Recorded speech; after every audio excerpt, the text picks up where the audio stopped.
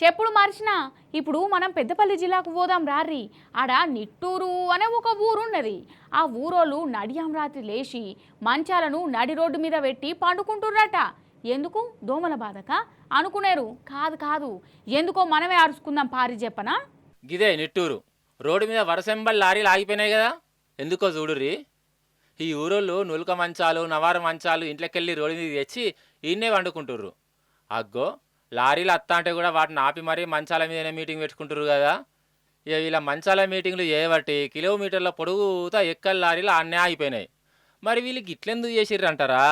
అయితే సుల్తానాబాద్ మండలంలో ఉన్న చెరువు మట్టిని ఇటుకల బట్టనే లారీలలో తీసుకుపోతుండు. పర్మిషన్ తీసుకున్న దానికంటే ఎక్కువ లోడ్ వేసుకుంటుండట. లెక్కకైతే ఇసొంటి టిప్పర్లు లారీలు హైవేల మీద పోవాలి, కానీ వీళ్ళు దొంగతనంగా ఊర్లలోకి వెళ్ళి పట్టుకోబోతుర్రు. అయితే ఎక్కువ లోడ్ చేయబట్టి ఈ ఊరి రోడ్లన్నీ ఖరాబ్ అవుతున్నాయి. ఇళ్ళకు దుమ్మత్తాంది, పోరగాన్ల ఆరోగ్యాలు ఖరాబ్ అవుతున్నాయి. ఇదే వీళ్ళకి గోస అవుతుంది. పోలీసులో చెప్పినా పట్టించుకోలేదట. లీడర్లు కూడా చూసి చూడనట్టు పోతుర్రట. అందుకే ఈ ఊరి జనాలే మంచాలతోని గిట్ట నిరసన చేసిర్రు. అంతేనానే?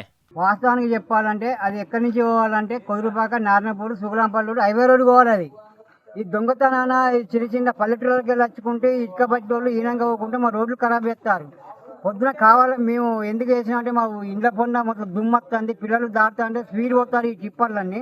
ఒక వాస్తవం చెప్పాలంటే 60-70 లారీలు పోతున్నాయి ఒకటేసారి.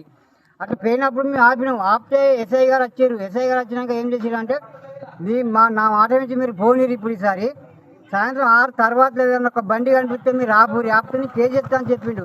ఇప్పటి వరకు కూడా ఏ పోలీసు వాళ్ళు ఇక్కడికి రాలేదు, ఏ కేసు చేయలేదు.